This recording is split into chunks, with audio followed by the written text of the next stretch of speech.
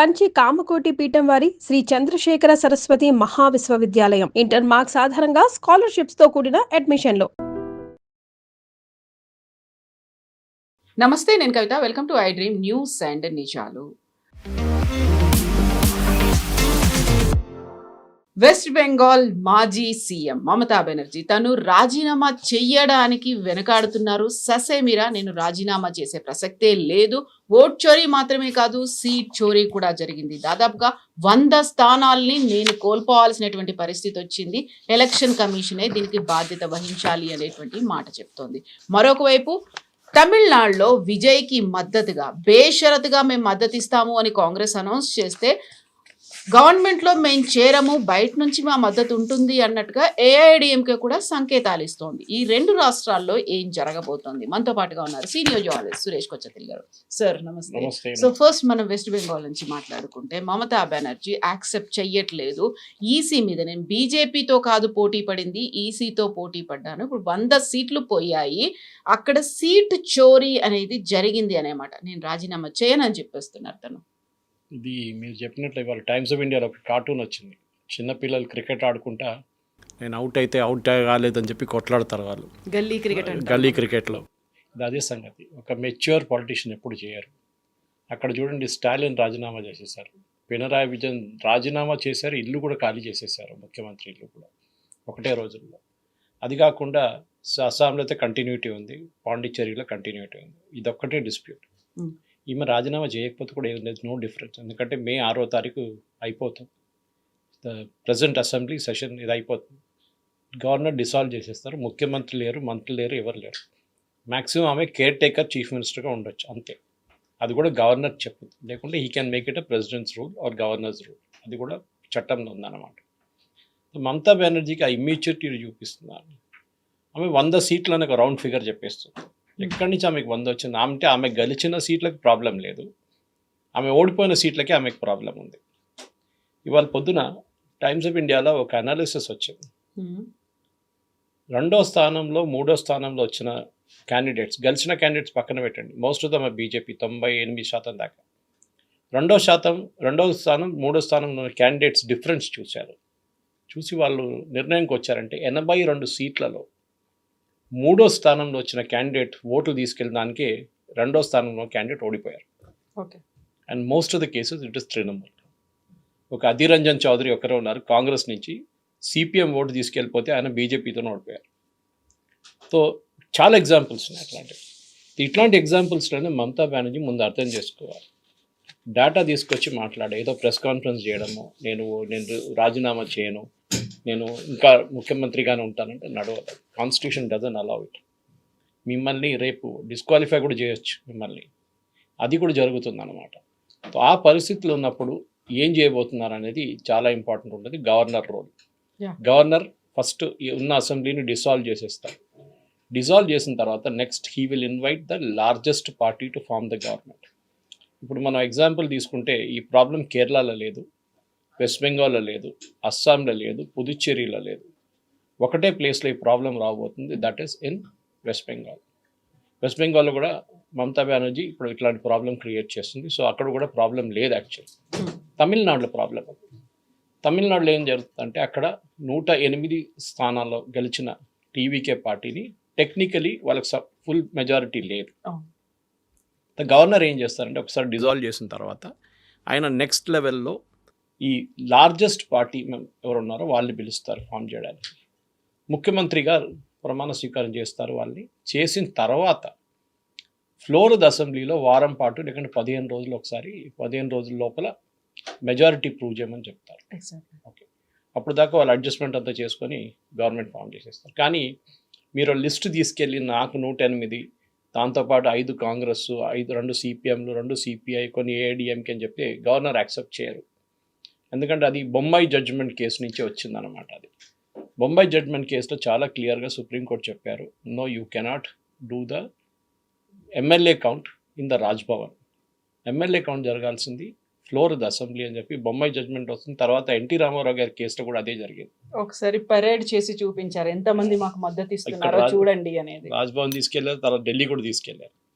So అది settle, that is settle అనమాట. So Mamata Banerjee ఇప్పుడు చేసేది ఏం చేయడానికి ఆమె లేదు. కానీ ఆమె నేను ఈ 100 సీట్లు ఓడిపోయాను దానికి కారణం ఆమె ఉంటుంది ఎస్ఐఆర్ ప్రాసెస్ అంటారు ఆమె. Yeah. ఎస్ఐఆర్ ప్రాసెస్లో ఓట్లు పోయినాయండి. నిన్న కూడా బహుశా మనం మాట్లాడినప్పుడు ఈ ఫ్యాక్ట్ నేను తీసుకొచ్చాను మీ ముందు. వెస్ట్ బెంగాల్లో డిలీట్ చేసిన ఫస్ట్ లెవెల్లో 60 లక్షల మందిని తీసేశారు లిస్ట్. దాంట్లో డిస్ప్యూట్ లేదు ఎక్కువ. ఓకే, మమతా బెనర్జీ కొంతమంది చనిపోయిన వాళ్ళని తీసుకొచ్చి వీళ్ళు బతుకున్నారని చూపించారు. తర్వాత అఫిడవిట్ ఫైల్ చేయమన్నారు, వాళ్ళు చేయలేదు అఫిడవిట్. 60 లక్షల మంది పక్కన పోయారు లిస్ట్ నుంచి. నెక్స్ట్ డౌట్ఫుల్ కేటగిరీలో 27 లక్షల మంది ఉన్నారు. వాళ్ళది ఒక జ్యుడిషియల్ ప్యానెల్ చెక్ చేశారు. ఒక జడ్జ్ అంటే చాలామంది జడ్జెస్ని, జూనియర్ లెవెల్ జడ్జెస్ని వీళ్ళు తీసుకొచ్చారు. ఇక్కడ బీహార్, జార్ఖండ్, ఒడిశా, అస్సాం అక్కడ తీసుకొచ్చి even with in west Bengal తీసుకొచ్చి వీళ్ళు ప్రతి అప్లికేషన్ చెక్ చేసి తప్ప కాదా అని చెప్పేసి వీళ్ళు పక్కన దాంట్లో 27 లక్షల మందిని రిజెక్ట్ చేశారు. మళ్ళీ ఒక లెవెల్ చెక్ అయిపోయింది, బిఎల్ఓ లెవెల్ అయింది, నెక్స్ట్ జ్యుడిషియల్ లెవెల్ అయింది. మళ్ళీ వీళ్ళు సుప్రీంకోర్టుకి వెళ్ళారు. అక్కడ ఏమన్నారు, సుప్రీంకోర్టు అన్నారు okay we will have an appellate tribunal. ఎక్కడ లేదు ఇది, మీకు గుర్తుంటుంది కవిత గారు, తమిళనాడులో 1 కోటి మందిని తీసేశారు లిస్ట్ నుంచి. ఇక్కడ 90 లక్షలు తీశారు. అని ఇక్కడ ఎక్కువ గొడవ, అక్కడ గొడవనే లేదు తమిళనాడులో. ఎందుకు? గుజరాత్లో తీసేశారు, గుజరాత్లో 2 కోట్ల మంది తీశారు, ఉత్తరప్రదేశ్లో 3 కోట్ల దాకా తీసేశారు. కానీ అక్కడ ఎలక్షన్ లేదనుకోండి, కానీ ఇక్కడ ఎలక్షన్ ఉంది. తమిళనాడు లేని గొడవ ఇక్కడేం గొడవ అని అర్థం కావట్లేదు అనమాట. So this is where we are. So Mamata బెనర్జీకి ఏం చెప్తారు, నేను ఓడిపోలేదు నేను గెలిచానని చెప్పడానికి ఏ అర్హత లేదు. మీకు ప్రాబ్లం ఉంటే రేపు మీరు కోర్టుకి వెళ్ళి మీ ప్రతి క్యాండిడేట్ ఇండివిజువల్గా, మీరు ఒక గ్రూప్గా వెళ్ళలేరు, పార్టీగా వెళ్ళలేరు, ప్రతి క్యాండిడేట్ వెళ్ళి ఎలక్షన్ పిటిషన్ వేయవచ్చు. ఇదే రాహుల్ గాంధీని ఛాలెంజ్ చేశారు అప్పుడు బీజేపీ వాళ్ళు కూడా. హర్యానాలో ఓట్ చోరీ జరిగిందని చెప్పారు. హర్యానాలో మీరు ఎలక్షన్ పిటిషన్ ఏమిటంటే వాళ్ళ పార్టీ వైపు నుంచి 6 వేశారు, 6 అది కూడా అందరిది రిజెక్ట్ అయిపోయింది ఎలక్షన్ పిటిషన్. ఒక ఆయన్నే కౌంటింగ్ దాకా వచ్చారు. ఎలక్షన్ కమిషన్ ఈవీఎంలు అట్లనే ఉంచుకుంటారు సపరేట్గా. ఏదైనా ఎలక్షన్ పిటిషన్ వస్తే దాన్ని పక్కన పెట్టి సపరేట్గా దాన్ని ట్రీట్ చేస్తారు. మమతా బెనర్జీకి ఏమైనా ప్రాబ్లం ఉంటే షీ కెన్ గో. ఆమె ప్రాబ్లం ఎక్కడ వస్తుంది నాకు అర్థమవుతుంది. ఆమె ప్రాబ్లం ఎలక్షన్ కమిషన్ ఏంటంటే, ఒకటి ఈసారి సెంట్రల్ ఫోర్సెస్ని తీసుకొచ్చారు, చాలా స్ట్రిక్ట్గా ఎలక్షన్ నడిపించారు. సీసీటీవీ ఆఫ్ అయిపోతే, దెన్ రికార్డింగ్ ఆఫ్ అయిపోతే అక్కడ పోలింగ్ ఆపేస్తారు, లేకుంటే రీపోల్ జరుగుతుంది, చాలా క్లియర్గా చెప్పేశారు. సెంట్రల్ అబ్జర్వర్స్ని తీసుకొచ్చారు, దానికి ఆమె ప్రాబ్లం క్రియేట్ చేసింది. సెంట్రల్ పోలీస్ ఫోర్సెస్ని తీసుకొచ్చారు, ఆమెకు దాని కూడా ప్రాబ్లం. అన్నిటికీ సుప్రీంకోర్టుకి వెళ్ళారు. ప్రతిసారి సుప్రీంకోర్టు అన్నారు nothing doing, it's all correct. So లాస్ట్లో కౌంటింగ్కి వచ్చినప్పుడు కూడా గొడవ చేస్తున్నారు. ఆమె ఏంటి ఇట్లా కౌంటింగ్లో సెంట్రల్ అబ్జర్వర్స్ ఒకరు ఉన్నారు, స్టేట్ ఎందుకు లేదు అని చెప్పారన్నమాట వీళ్ళు. అట్లాంటి పరిస్థితుల్లో ఈ కేసు అన్నమాట. సో డెఫినెట్గా మమతా బెనర్జీకి ఇప్పుడు ఏ ఆప్షన్ లేదు, she has to follow the law అంతే. అయితే ఇక్కడ లాని ఫాలో అవ్వాలి అనుకుంటున్నప్పుడు తను అంటున్నటువంటి ఒక మాట, గతంలో ఓట్ చోరీ అనే మాట యూజ్ చేసేవాళ్ళు, బట్ ఈసారి ఎస్ఐఆర్ వచ్చిన తర్వాత విపరీతంగా డిలీషన్ అనేది జరిగింది. At the same time seat చోరీ కూడా చేశారు. అంటే అక్కడ ఎలక్షన్ కమిషన్ని రెస్పాన్సిబుల్ చేస్తున్నారు, ఎలక్షన్ కమిషనే కావాలని ఇది చేసింది. ఇంతకు ముందు ఎప్పుడూ కూడా వీటన్నిటినీ కేంద్ర ప్రభుత్వం యూజ్ చేసుకుంటుంది అనేవాళ్ళు, బట్ ఎప్పుడు అంతలా డైరెక్ట్గా టార్గెట్ చేయలేదు. కోర్టుకి వెళ్ళండి, ఎవరైనా ఆపారా మిమ్మల్ని? Go to the court. ఎట్లా జరిగింది చెప్పండి కోర్టుకి వెళ్ళేసి. ఈ ప్రెస్ కాన్ఫరెన్స్లో కూర్చొని స్టేట్మెంట్ ఇవ్వడం కాదు, మీరు గెలిచిన సీట్లు కూడా ఛాలెంజ్ చేయాలి. BJP should challenge all the seats. ఎక్కడెక్కడ టీఎంసీ గెలిచారో అక్కడ కూడా వాళ్ళు ఛాలెంజ్ చేయాలి. చాలా క్లియర్గా 82 స్థానాల్లో టీఎంసీ ఓడిపోవడానికి కారణం సిపిఎం లేకుంటే కాంగ్రెస్. వాళ్ళు తీసుకెళ్ళిన ఓటు వీళ్ళు ఓడిపోయిన ఓట్ల కన్నా ఎక్కువ ఉంది. న్యాచురల్లీ చాలా ఎగ్జాంపుల్స్ ఉన్నాయి అట్లాంటి. సో మీకు కావాలని నేను చెప్తాను కూడా, that is not a major issue. కానీ మమతా బెనర్జీ చేసే ఈ ఆరోపణని మనం డెఫినెట్గా చాలా లైట్గా తీసుకోవాలి, ఎక్కువ సీరియస్గా తీసుకోక్కర్లేదు. She is not really serious about what she is saying. ఇట్లాంటి పరిస్థితుల్లో let us look at, for example, ఇప్పుడు బీజేపీకి 207 స్థానాలు ఉన్నాయి కవిత గారు, తృణమూల్కి 80 ఉన్నాయి. మమతా బెనర్జీ ఏం చెప్తుంది, 100 సీట్లు మా వైపు నుంచి పోయింది అంటున్నారు. ఓకే, దట్ మీన్స్ ఆమె 180 టార్గెట్ చేస్తుంది అనమాట. నేను ఎగ్జాంపుల్స్ ఇస్తాను మీకు. ఉత్తర్పార అని కాన్స్టిట్యున్సీ, అక్కడ ఉత్తర్పారాలో తృణమూల్ది శ్రీషాయ బందోపాధ్యాయ్, బీజేపీది దీపాంజన్ చక్రవర్తితో ఓడిపోయారు 8685 ఓట్లతో. అక్కడ సిపిఎం క్యాండిడేట్ 3వ స్థానంలో వచ్చిన ఆయన 17,000 ఓట్లు తీసుకెళ్ళిపోయారు. 17,136 టు బి ఎగ్జాక్ట్. అంటే ఈ మార్జిన్ కన్నా ఎక్కువ సిపిఎం క్యాండిడేట్ తీసుకెళ్ళిపోయారు. అది జరిగింది. లాస్ట్ టైం ఇంత ప్రాబ్లం లేకుండా ఈసారి మార్జిన్ థర్డ్ క్యాండిడేట్ ఎంత తీసుకెళ్తున్నారో దాన్ని బట్టి ట్రైపార్టీ కాంటెస్ట్ జరిగింది, ట్రయాంగులర్ కాంటెస్ట్ జరిగింది. చందానగర్ ఇంకో కాన్స్టిట్యున్సీ ఉంది. చందానగర్లో తృణమూల్ ఇంద్రనీల్ సెన్ బీజేపీ దీపాంజన్ కుమార్తో ఓడిపోయారు 13,441 ఓట్లతో. అక్కడ సిపిఎం మళ్ళీ ఈసారి కూడా సిపిఎం అక్కడ 3వ స్థానంలో వచ్చింది 22,000 ఓట్లతో. 22,760 22,760 అంటే మీ మార్జిన్ కన్నా ఎక్కువ సిపిఎం తీసుకెళ్ళిపోయారు. So this is where the problem started. మనం దీన్ని ఇట్లాంటి చాలా ఉన్నాయి. ఎగ్జాంపుల్ చెప్పుకోకపోతే చాలా పెద్ద లిస్ట్ ఉంది. ఆధార్ ఈ 82 స్థానాలు చెప్పాను చూడండి. రెండు వైపులు చూడొచ్చు. ఒకటి సిపిఎంకి వెళ్ళింది anti Mamata Banerjee votes. CPM లేకుంటుండే క్యాండిడేట్ లేదనుకోండి, అక్కడ ఆ ఓట్లు ఎవరికి వెళ్తుంది? బీజేపీకి వెళ్తుంది. కొన్ని కాన్స్టిట్యున్సీలో చాలా కాన్స్టిట్యున్సీలో ముస్లిం క్యాండిడేట్స్ ఉన్నారు.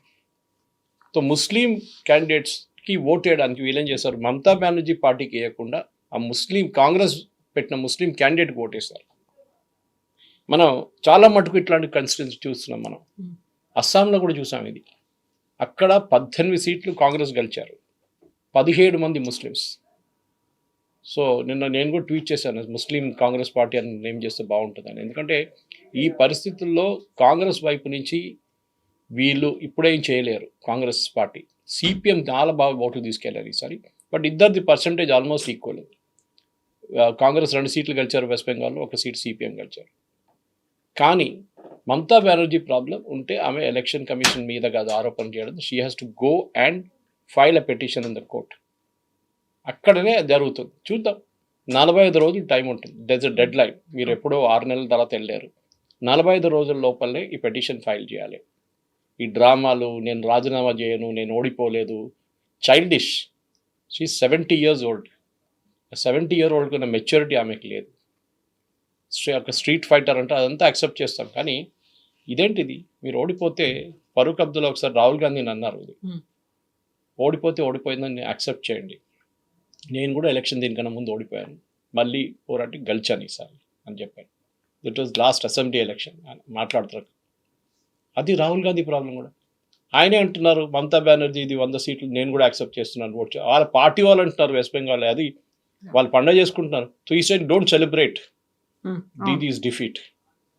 ఆమె మళ్ళీ కాంట్రడిక్టరీ స్టేట్మెంట్ చేశారు కవిత గారు. ఇదే ప్రెస్ కాన్ఫరెన్స్ ఆమె ఉంటుందని, ఇప్పటి నుంచి నేను ఫ్రీ అయిపోయాను, నాకు పనేం లేదు, ఇప్పుడు నేను భారతదేశం అంతా తిరుగుతాను, నేను ఇండియా అలయన్స్ని స్ట్రెంగ్తన్ చేస్తానని. ఇప్పుడు రాహుల్ గాంధీ భయం వేస్తుంది, నా పొజిషన్ ఏమవుతుందో. ఎందుకంటే ఆయన ఇప్పుడు దాకా ఇండియా అలయన్స్ ఫేస్గా చూపించుకున్నారు వీళ్ళందరూ. సడన్గా ఇండియా అలయన్స్లో ఇప్పుడు మమతా బెనర్జీ వచ్చేస్తుంది, ఆమె అంటూ నేనే నంబర్ 1 అంటారు. వీళ్ళ వైపు నుంచి చేసిన తప్పులు వీళ్ళు అంగీకరించట్లేదు. నిన్న రాత్రి నుంచి నాకు చాలా మటుకు మెసేజెస్ వచ్చినాయి మా ఫ్రెండ్స్ దగ్గర నుంచి, బెంగాలీ ఫ్రెండ్స్, కల్కట్టా నా వాళ్ళ దగ్గర. వాళ్ళు అంటారు, ఒక ఆయన అయితే అన్నారు, ఈజ్ మై క్లాస్మేట్, వాళ్ళ మెయిడ్ సర్వెంట్ని అక్కడున్న ఒక ముస్లిం లీడర్, టీఎంసీ లీడర్ చాలా హెరాస్ చేస్తుండే అంట, సెక్షువల్లీ హెరాస్ చేస్తుండే. చాలా పోలీస్ స్టేషన్కి వెళ్ళారు, కేసెస్ ఏం చేయలేదు వాళ్ళు పోలీసు వాళ్ళు. నిన్న రాత్రి ఆమె భర్త వాళ్ళ చుట్టుపక్కల అందరు చుట్టాలు వెళ్ళి వాళ్ళని కొట్టారు నిన్న రాత్రి. ఆ కోపం, she's not a BJP person. ఆ ఇండివిజువల్గా మీరు చూస్తుంటే చాలా వీడియోలు వెళ్ళి లిటరల్లీ చితపోతున్నారు వాళ్ళని.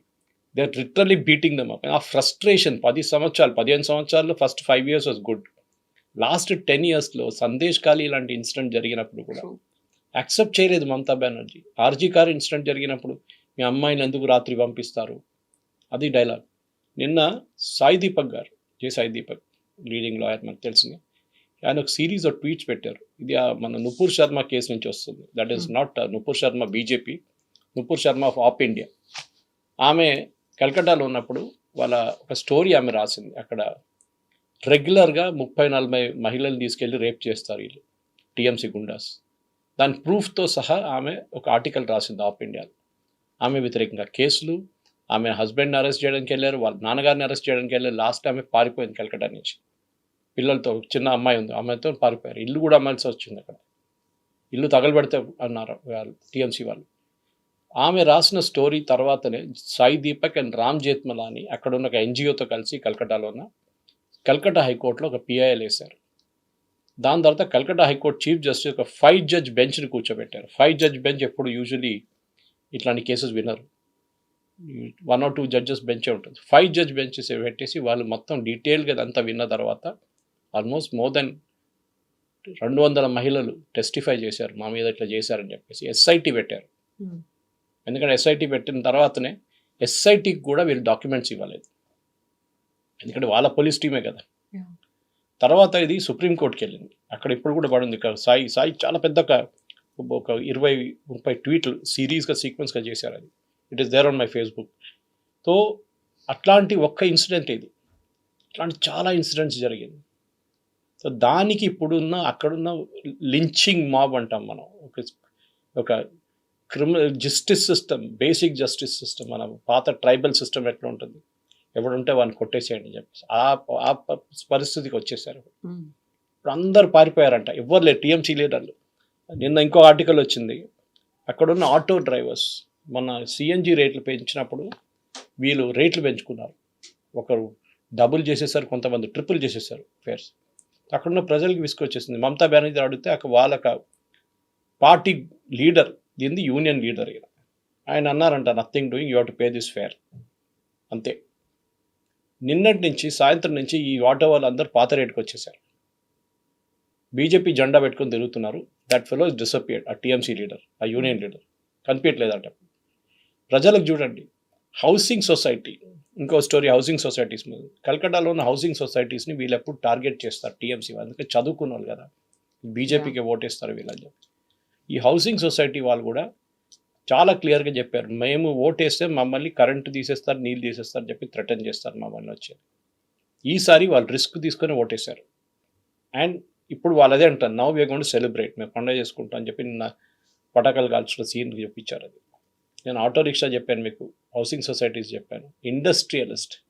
నిన్న కల్కటాలో మీటింగ్ జరిగింది పెద్దగా. They all welcomed it, because ఇంక లేకుండే ఇట్ ఈస్ ఇదైనా జరుగుతుంది. ఈ బీజేపీ అనే ఏదో డెవలప్మెంట్ తీసుకొస్తారు. అస్సాంలో జరిగింది కదా, పక్కన ఉన్న అస్సాంలో జరిగింది, ఇక్కడ కూడా రాదు, ఇక్కడున్న బీహార్లో జరిగింది పక్కన. మెయిన్ రీజన్ దీనికే అక్కడున్న ప్రజలకు వచ్చిన ఫ్రస్ట్రేషన్తోనే జరిగింది. నేను కొన్ని ఎగ్జాంపుల్స్ ఇంకా కూడా ఇవ్వగలను మీకు, అది కూడా చాలా మటుకు it is a real pointer అన్నమాట. ఎట్లా టీఎంసీని ప్రజలు ఓడించారనేది. కొన్ని కాన్స్టిట్యున్సీలో, కొన్ని డిస్ట్రిక్ట్స్లో బీజేపీ ఎప్పుడు గెలవలేదు. ఫర్ ఎగ్జాంపుల్ కల్కటాలో. ఇన్ఫ్యాక్ట్ డెరిక్ ఒబ్రైన్ ఒక స్టేట్మెంట్ కూడా ఇచ్చారు మొన్న, సాగరిక ఘోష్తో కూర్చొని, దట్ ఒక్క సీట్ అయినా బీజేపీ గెలిస్తే కల్కటాలో 11 సీట్లు ఉన్నాయి, ఒక్కటైనా గెలిస్తే నేను రిజైన్గా గుండు కొట్టుకొచ్చుకున్నాను. నిన్న అందరూ అదే అడుగుతున్నారు, ఎక్కడున్నాడు ఈయన టెండర్ వేశారా అని చెప్పేసి. I will give you an example. Jalpaiguri 7 సీట్లు ఉన్నాయి బీజేపీ, నార్త్ బెంగాల్ 7 గెలిచేశారు. Alipurduar again north Bengal 5 సీట్లు ఉన్నాయి, 5 గెలిచేశారు. కలింపాంగ్ లాస్ట్ టైం ఆ సీట్లు టీఎంసీ దగ్గర ఉండే, ఈసారి బీజేపీ గెలిచారు. డార్జిలింగ్ 5 సీట్లు, 5 బీజేపీ గెలిచారు. బట్ ఇదంతా బీజేపీ స్ట్రాంగ్ హోల్డ్. యాక్చువల్ చూడాలంటే మనం కల్కటా వైపు రావాలి. కల్కటాలో 11 సీట్లలో లాస్ట్ టైం 11 టీఎంసీ గెలిచారు. దానికన్నా ముందు కూడా బీజేపీ ఎప్పుడు గెలవలేదు అక్కడ. ఈసారి బీజేపీకి 6 సీట్లు వచ్చినాయి అక్కడ, టీఎంసీకి 6 సీట్లు వచ్చినాయి. ఇట్లా వచ్చింది, ఇది క్వశ్చన్ అనమాట. సో ఈ క్వశ్చన్ నెక్స్ట్ 24 పర్గనాస్, అక్కడ కూడా ఎప్పుడు టీఎంసీకి వస్తుండే కంప్లీట్గా. ఈసారి 19 సీట్లు వచ్చినాయి, బీజేపీకి 10 సీట్లు అయినా వచ్చాయి. హౌరా తీసుకోండి, సేమ్ కేసు, బీజేపీ ఇక్కడ ఏం లేకుండా 16 సీట్లలో 9 టీఎంసీ, 7 బీజేపీకి వచ్చింది. అర్బన్ ఏరియాస్లో బీజేపీ ఈసారి చాలా బాగా పర్ఫామ్ చేశారు. ఎందుకు బీజేపీని ఎప్పుడు అర్బన్ పార్టీ అంటారు. మన వైపు కూడా సికింద్రాబాద్ ఎప్పుడు గెలుస్తూనే ఉంటారని చెప్తారు. మల్కాజిగిరి గెలిచారు ఈసారి, సో బీజేపీ అర్బన్ పార్టీ అంటారు. అండ్ కల్కటాలో అంటే వెస్ట్ బెంగాల్లో ఎప్పుడు అర్బన్ ఏరియాలో గెలవలేదు బీజేపీ. జస్ట్ లైక్ తమిళనాడులో సిటీలో ఎప్పుడు బీజేపీ గెలవలేదు ఇప్పుడు దాకా. So this is the main change. ఈసారి వచ్చిన చేంజ్ అంటే ఓటర్లు భయపడకుండా సిఆర్పిఎఫ్, సిఐఎస్ఎఫ్, బిఎస్ఎఫ్ ఉన్నారని చెప్పి వచ్చి బూత్కి వచ్చి ఓటేశారు. ఒక కాన్స్టిట్యున్సీ ఫలితా అని చెప్పి అక్కడ రీపోలింగ్ జరగబోతుంది. అక్కడ సీసీటీవీ ఆఫ్ చేసేసి ఈవీఎంలు కొట్టుకుంటూ కూర్చున్నారు వీళ్ళు టీఎంసీ వాళ్ళు. అక్కడ ఉన్న పోలింగ్ ఆఫీసర్లు ఏం చేయలేకపోయారు, భయపడ్డారు. సిఆర్పిఎఫ్ ఇంటర్ఫియర్ చేస్తే కూడా వీళ్ళు పట్టించుకోలేదు. లాస్ట్లో వీళ్ళు సిఆర్పిఎఫ్ ఇన్ఫార్మ్ చేస్తే ఎలక్షన్ కమిషన్ యాక్షన్ తీసుకున్నారు. సో మమతా బెనర్జీ ఒకటి మాట అర్థం చేసుకోవాలి, డిక్టేటర్స్ అనేది ఇవాళ ఎండ్ ఇట్లనే ఉంటుంది. రోడ్ మీద మీరు మిమ్మల్ని గుంజి తీసుకొచ్చి కొడతారు. మమతా బెనర్జీ కొట్టడం అని చెప్పట్లేదు, కానీ వాళ్ళ పార్టీ లీడర్స్ని చేస్తున్నారు. మనం కలకటాలో చూస్తున్నాం, ప్రతి 5 నిమిషాలకు ఒక వీడియో వస్తుంది, కలకటాలో జరుగుతుంది. సో వెస్ట్ బెంగాల్లోనేమో అక్కడ బీజేపీకి మెజారిటీ ఉంది, బట్ సీఎం ఎవరు అవుతారు అనేది ఒక క్లారిటీ లేదు. తమిళనాడులోనేమో విజయ్ సీఎం అవుతాడు అని ఉంది, బట్ ఆ మెజారిటీకి ఎవరు సపోర్ట్ ఇస్తారు అనే దాంట్లో. సో ఈ 2 క్వశ్చన్స్కి ఏం చెప్తారు మీరు? తమిళనాడు తీసుకుందాం ఫస్ట్. తమిళనాడు డౌట్ లేదు, ఎందుకంటే కాంగ్రెస్ సపోర్ట్ చేస్తారు ఎట్లా. ఎందుకంటే దీనికన్నా ముందు కూడా మీకు గుర్తుంటుంది, కవిత గారు పొత్తు పెట్టుకున్నప్పుడు రాహుల్ గాంధీకి అసలు నచ్చలేదు ఈ పొత్తు డిఎంకేతో. అప్పుడు టీవీకే టచ్లో ఉన్నారు కాంగ్రెస్తో, మనం ఒక అలయన్స్ పెట్టుకుందామని చెప్పి. కానీ ఇండియా అలయన్స్ చెప్పి స్టాలిన్ని భయపడి అక్కడున్న లోకల్ కాంగ్రెస్ లీడర్స్ రాహుల్ గాంధీని కన్విన్స్ చేశారు, మనం డిఎంకేతోనే పొత్తు పెట్టుకోవాలని చెప్పేసి.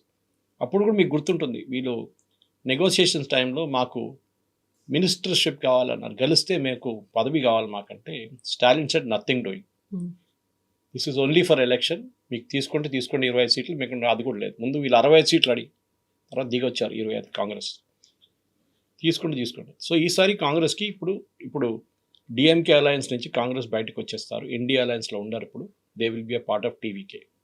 అటువైపు నేను ఇప్పుడు వింటున్నాను బట్ ఏఐడిఎంకే కూడా సపోర్ట్ చేస్తారు, మేము ఎన్డీఏ నుంచి బయటకు వచ్చేస్తాము. యాక్చువల్లీ బీజేపీకి కావాల్సింది అది, అన్నిటికంటే పెద్ద బీజేపీకి పాజిటివ్గా ఉండబోయేది ఏఐడిఎంకే వాళ్ళు వెళ్ళిపోతే బీజేపీ అన్నామలై గారిని రిటర్న్ తీసుకొచ్చి మళ్ళీ పార్టీని రీబిల్డ్ చేయాల్సి వస్తుంది. 5 సంవత్సరాలు వాళ్ళు ఏం చేశారు, అన్నామలై గారు చేసిన మొత్తం వేస్ట్ అయిపోయింది.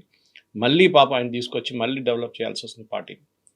ఆ నయనార్ నాగేంద్రన్ లాంటి ఎందుకు తీసుకొచ్చారు ఎవరు అర్థం కావట్లేదు నాకు. I think that one of the biggest blunder BJP senior leadership చేసింది ఈ ఏఐడిఎంకే పెట్టుకున్న పొత్తు. Let Annamalai work on the ground. TVK 2 సంవత్సరాలు ఇంత మట్టుకు ముందుకు వస్తే మళ్ళీ అన్నామలై గారు ఎందుకు చేయలేరు? And TVK is not Dravidian party. మళ్ళీ మీరు ఆ ద్రవిడియన్ అంటే మళ్ళీ చెప్పుకోవచ్చు, ఓ ద్రవిడియన్ లింక్ లేదు. Joseph Vijay is a Christian, ఆయన లీడ్ చేసిన పార్టీ గెలిచారు ఈసారి election within just okay. Film star ఉండొచ్చు, అన్నామలై కూడా తక్కువ కాదు ఫిలిం స్టార్ నుంచి, ఆయనకున్న ఫ్యాన్ ఫాలోయింగ్ పెద్ద ఫ్యాన్ ఫాలోయింగ్ ఉంది. సో మీరు టైం ఇవ్వలేదు and you remove him from the scene just like that. అది బీజేపీ చేసిన చాలా మటుకు. నేను చాలా మంది మాట్లాడాను నా ఫ్రెండ్స్ దగ్గర, because I studied in Chennai, నేను అక్కడ చదువుకున్నాను నేను 3 సంవత్సరాలు. వాళ్ళు కూడా ఇది చెప్పారు, బీజేపీ కార్డర్స్లో మొత్తం డిసప్పాయింట్మెంట్ వచ్చింది. చూడండి సురేష్ గారు, ఈసారి బీజేపీ ఒక్క సీటు కూడా రాదన్నారు. తగ్గిపోయాయి కదా, ఒకటే గెలిచారు, ఉదయమంగళం, దట్స్ ఊటీ సీట్ గెలిచారు. అందరూ అసలు కార్డర్స్ పనిచేయలేదు బీజేపీ. అన్నామలైని తీసేశారు, we don't want to be a part of BJP అని. అది కరెక్ట్ చేయొచ్చు, అక్కడ issue is settled. So Joseph Vijay will become the CM. ఇక్కడ నుంచి సపోర్ట్ వచ్చి 108 సీట్లు ఆయనకి అసెంబ్లీలో ప్రూవ్ చేసుకుంటారు ఆయన. వెస్ట్ బెంగాల్లో సువేందు అధికారి, దట్ నో డౌట్ నా అంచనా ప్రకారం. ఎందుకంటే ఆయన ఒక టైంలో మమతా బెనర్జీ రైట్ హ్యాండ్ ఉండే, మీకు గుర్తుంటుంది. అది చెప్తే హిమంత బిశ్వ శర్మ కూడా కాంగ్రెస్ నుంచి వచ్చారు. So and his father Suvendu Adhikari వాళ్ళ నాన్నగారు is one of the founding members of TMC. Mamata బెనర్జీతో తోడు ఫామ్ చేసినప్పుడు ఆయన ఉన్నారు.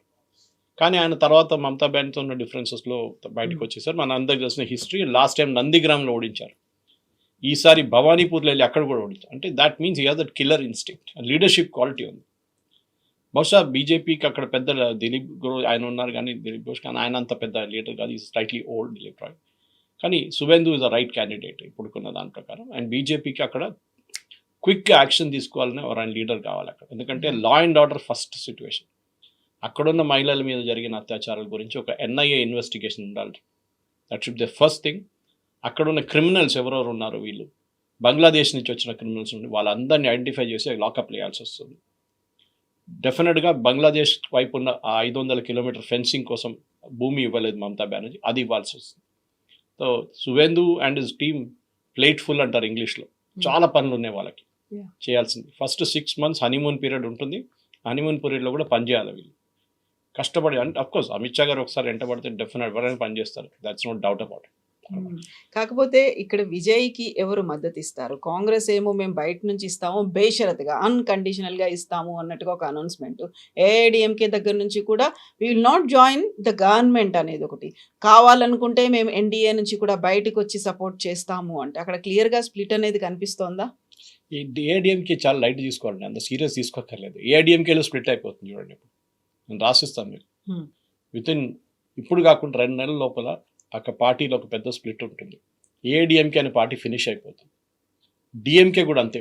డిఎంకే ఒక స్ప్లిట్ కావడానికి అంత ఛాన్స్ లేదు, కానీ ఎందుకంటే వాళ్ళ దగ్గర సెంట్రల్ లీడర్షిప్ చాలా స్ట్రాంగ్, వాళ్ళు స్టాలిన్ కానీ వాళ్ళ కొడుకు కానీ ఒక స్ట్రక్చర్ ఉంది వాళ్ళ దగ్గర. కానీ ఈసారి ఓడిపోయారు.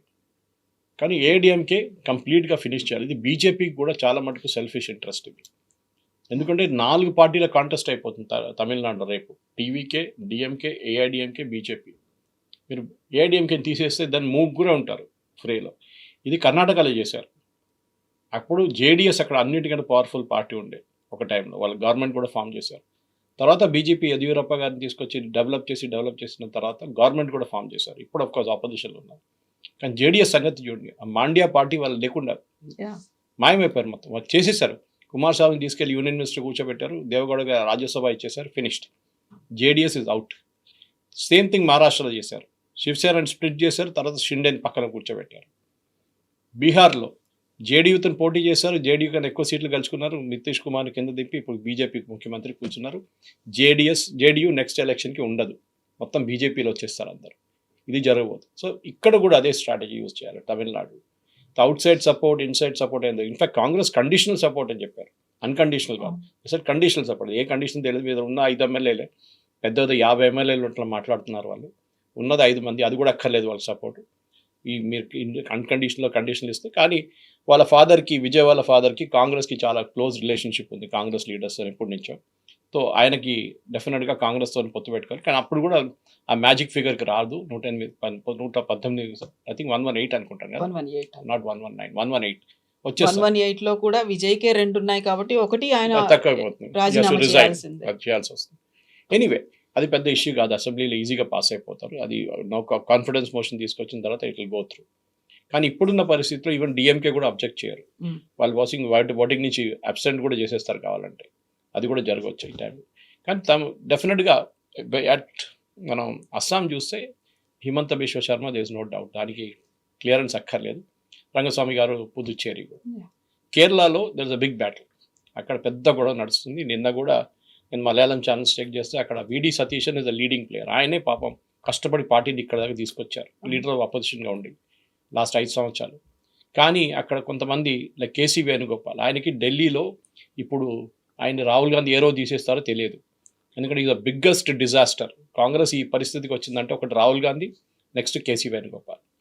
ఎక్కడ అహ్మద్ పటేల్ పొజిషన్లో ఉన్న అహ్మద్ పటేల్ పొజిషన్లో కేసీ వేణుగోపాల్ వచ్చి కూర్చున్నారు. పాలిటిక్స్లో జీరో అని, ఆయనకి అసలు ఏం తెలియని మనిషిని తీసుకొచ్చి డమ్మీని అక్కడ కూర్చోబెట్టారు రాహుల్ గాంధీ. ఎందుకో తెలియట్లేదు. ఆయన కేపబిలిటీ ఉంటే ఈజీగా చూపిస్తుంది. ఆయన కన్నా చాలా మటుకు కేపబుల్ లీడర్స్ కాంగ్రెస్లో ఉన్నారు. ఒక సచిన్ పైలట్ కానీ, అశోక్ గెహ్లోట్ కానీ, ఇట్లాంటి లీడర్స్ కూర్చోబెడితే కాంగ్రెస్ ఎప్పుడో బాగుపడుతుంది. కేసీ వేణుగోపాల్ తీసుకొచ్చి పెట్టారు. సో ఆయన అక్కడి నుంచి ట్రై చేస్తున్నాడు ఢిల్లీ నుంచి వెళ్ళిపోవడానికి, లేకుంటే ఏదో ఒక రోజు ఆయన తీసి బయటపడేస్తాడు రాహుల్. సో ఆయన కూడా అక్కడ మొదలు పెట్టాడు, 50 ఎమ్మెల్యే సపోర్ట్ ఉంది అది ఇదని చెప్పి కొత్త డ్రామా అక్కడ మొదలైంది. ఇదంతా ఉన్నప్పుడు కూడా I think it will be finally VD Satheesan who will become the leader of opposition. ఆయన ఇప్పుడు ముఖ్యమంత్రి క్యాండిడేట్ అయిపోతారు. కానీ పాపం కాంగ్రెస్లో ఏం చేయలేము. శశి థరూర్ పేరు వినిపిస్తోంది, రమేష్ చెన్నితల పేరు ఉంది. మీరు మనకు గుర్తుంటుంది తెలుగుదేశం పార్టీ ఎందుకు ఫామ్ అయింది తెలంగాణ, మన ఉమ్మడి ఆంధ్రప్రదేశ్లో. ఆ రోజు అంజయ్య గారిని రాజీవ్ గాంధీ గారు బేగంపేట ఎయిర్పోర్ట్లో అపమానించిన తర్వాతనే తెలుగు ఆత్మగౌరవం అని చెప్పి ఎన్టీ రామారావు గారు ముందుకు వచ్చారు. అప్పుడు కార్టూన్ కూడా వస్తుండే ఈనాడులో, తల మీద కుండ పెట్టుకుని ఢిల్లీ నుంచి ఎవరిని పంపిస్తారట, లేకుంటే ఎన్వలప్లో పంపిస్తారు పేరు.